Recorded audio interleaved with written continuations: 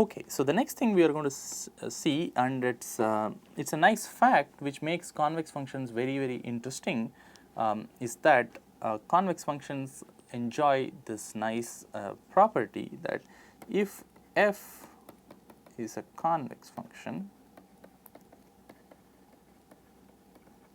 then all local minima of f are also global minima, right. So, this is actually a theorem, right. So, let me remind you what a local minima is, right. So, we formally defined this.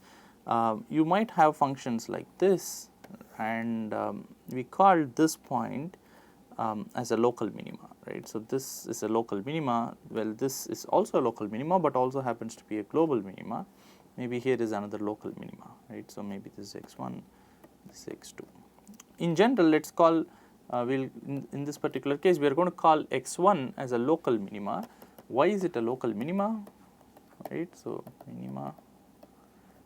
Why is it a local minima? The reason why is it a local minima, because there exists some interval around x1, right. So, some interval of length delta, which means that you have there exists delta which is positive, such that x minus delta and x plus delta. If I look at this interval around x, my f of x around x1, right. So, we are looking at f of x1 is less than or equal to f of z for all z belonging to, if this call, let me call this set S, or maybe we have used S already. So, let me call this set B,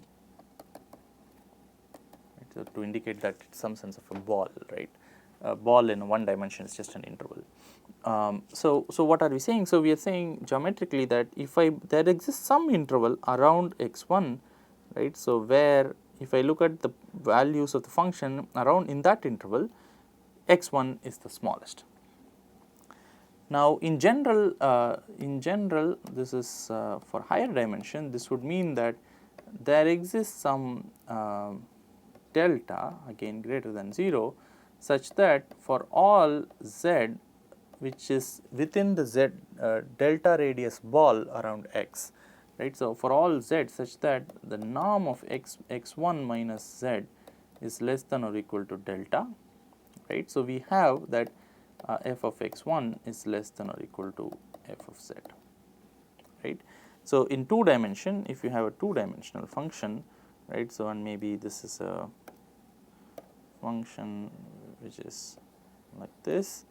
Now, what this is saying is that I take some x1, and if it has to be a local minima, then I should be able to draw a small ball around it, and within that ball this function should have the least value at x1, or less than or equal to all other points within that ball. In particular, the interesting point to note that here is that if this happens, then it means that I am allowed to move from x1 to any direction, because it is a ball, right. So, it is a complete ball, which means that I can move in any direction from x1, but if I do not move too much, right. So, within delta, if I move in any direction, I will end up in a point where the function value is higher than where I am now. That is what a definition of a local minimum is. Now, a global minimum is also a local minimum. It also has this definition, but then we say that it is not just for a small interval, but this holds for any delta, which means that you can go in any direction how much ever you want to, and you will still end up at a point which is less than the value of this evaluated at the global minimum, right. So, that is the only definition between local minimum and global minimum. But as you can see, not all functions have global minimums as exactly local minimums as exactly global minimums. I mean, there could be a point which is a local minimum, but not a global minimum. But the theorem says that this is not true for convex functions, right. So, if f is a convex function, then it necessarily has to be the case that if you have a local minima, then it is also a global minimum, right. So, and this would be interesting. We'll see the implications of this in a minute, but then let's try to understand why the statement is true next.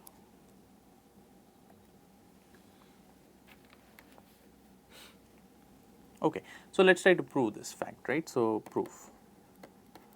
Now let's call this let x, let me make it, maybe I'll call it x star, be the local minimum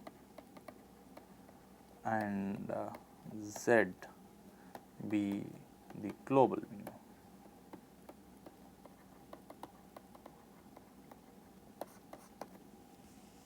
Right, and now we are saying that the not all global minimums are local minimums. That's what we are saying, right? So which means that x star is a local minimum, but it's not a global minimum. What does that mean? That means that, well, the global minimum is strictly has value less than the local minimum, right? So otherwise these two guys would, x star would also be a local global minimum, right? So now this implies that immediately by our assumption that x star is a local minimum and z be a global minimum, let me make it more precise, let x star be the local minimum that is not a global minimum. So basically we are trying to prove this by contradiction, right? So we wanted to show that every local minimum is also a global minimum. Let's assume that there is an x star which is a local minimum but not a global minimum, and now let z be indeed the global minimum, right? So which means that we know now that f of z, which is the smallest possible that you have among all possible z's, has to be strictly less than f of x star. This has to necessarily happen, right? So if it is not strictly less than, if it is even equal to, then it immediately it goes against our assumption that x star is a local minimum that is not a global minimum. If it is equal, then x star will also become a global minimum, right? So because its function value is as small as the global minimum is 1. So we will assume that x star is not a global minimum, which means that if x star is only locally minimum, but then its value is greater than f of z, right? Now we know that by the definition of x star being a local minimum, it necessarily has to have be the case, right? So by local minimum property of x star, right? So there must exist some delta greater than 0 such that for all y in for all y which is such x star minus y is less than delta, f of y is actually greater than or equal to f of x star. In that small epsilon or a delta ball around x star, f of x star is minimum, right? So which means that everybody else is higher, greater than or equal to f of x star's value within that small ball. Now the important point is that if I am at x star, then there is some small ball around me and I can move in whatever direction that I want to move in this ball, and I will still end up at a point which has a higher value or equal to my value, right? So I won't go lesser than that, lesser than my current value. It will necessarily be greater than or equal to my value. Now let us move in the direction, which means that there has to be some direction which will take me along. If I go enough along the direction, I will reach the global minimum, but I won't go as much as the global minimum. I'll only move within my delta ball in that direction, right? So this is x star, maybe this is z.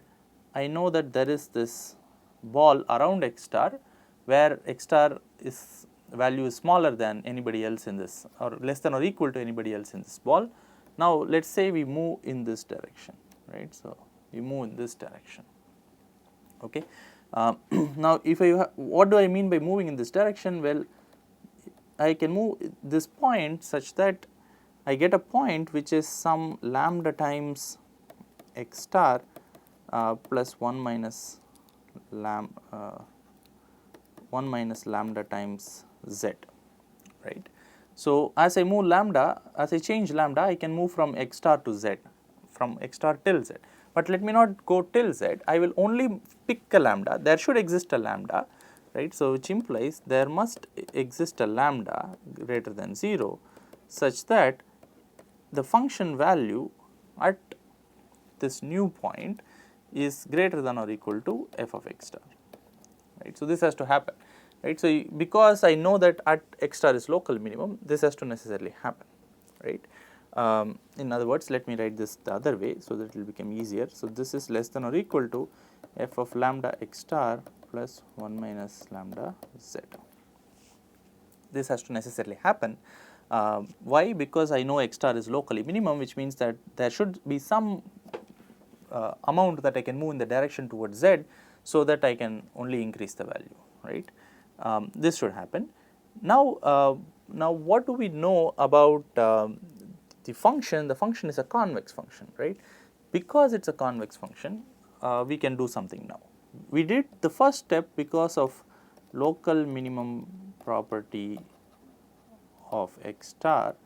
Now, the next step we are going to do is by exploiting the fact that it is a convex function. We know that because f is convex, if you evaluate at any point between 2 points, the function's value is only less than or equal to the original point, right, the interpolations, right. So, which means that this will be less than lambda times f of x star plus 1 minus lambda times f of z. This has to happen, right, because why is this true? Because of convexity of f, right. So, this is simply convexity of f. Now, what is z? Z was not an arbitrary point, z was indeed the global minimum, and because z is global minimum, we already know f of z is less than f of x star, right. So, because x star is a local minimum but not a global minimum, so f of z is less than f of x star. Now, which means that this whole thing is strictly less than lambda f of x star. The first term I am not doing anything, the 1 minus lambda also stays, but then f of z I know is strictly less than f of x star, right. The strictness is important here, right. So, I will do this, but then what is this quantity? This quantity is simply lambda f of x star plus 1 minus lambda f of x star. Now, no matter what lambda you choose, this guy is simply going to be f of x star.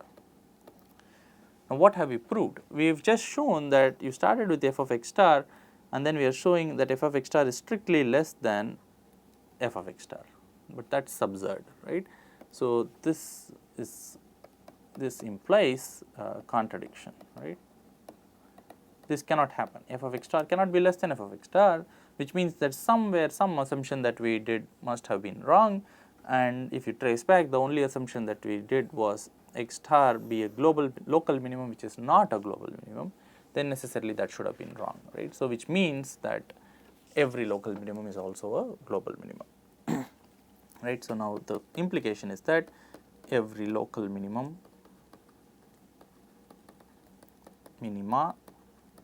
is also a global minima. Good. Okay. So, this is a very interesting simple proof, but then a very far-reaching has far-reaching consequences. Now, what does it say? It tells us that if you have a convex function and if you are trying to optimize that function, and if you have a method that will find you local minimums, then this theorem automatically tells you that it suffices, because your local minimum will also be a global minimum, right. So, which means that you would have actually found the global minimum of the function that you are trying to optimize by having a procedure which in general only produces local minimum. Now, do we know of such a procedure? Yes, we know of such a procedure, which is our gradient descent algorithm. We argued that the gradient descent algorithm is guaranteed to produce local minimums. Now, we are saying that in the case of, if you have more assumptions about the function, that the function itself is convex, then local minimums are also global minimas, and so gradient descent is good enough for convex functions to produce optimal solutions, right. So, that would be the first main conclusion of using convexity. In the future classes, what we would see is we will try to see some examples of convex functions which are practically used in machine learning, and we will see how we can, what kind of discussions that will be important when you are trying to optimize these kind of functions, right. So, that would be what we will do next. With this, I will stop this session. Thank you.